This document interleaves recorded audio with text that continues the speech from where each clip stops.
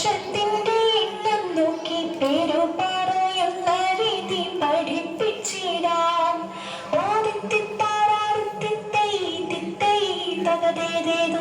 മൂന്ന് വർഷമുള്ളൊരു തത്തെ കോണമെന്നറിയുക.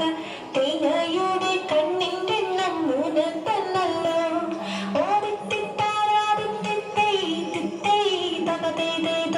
ചതുർഭുജങ്ങൾക്കു വർഷം നാലെന്നതറിഞ്ഞിടുക.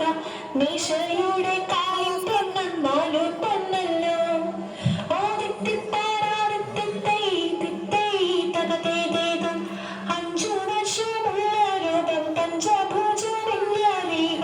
പഞ്ചപാണ്ഡവന്മാരാകെ അഞ്ചു പേരല്ലോ.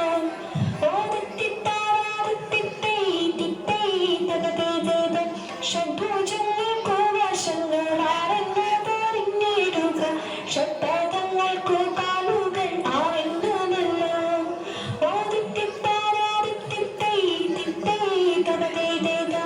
ഏഴു വർഷമുള്ള രൂപം സപ്ത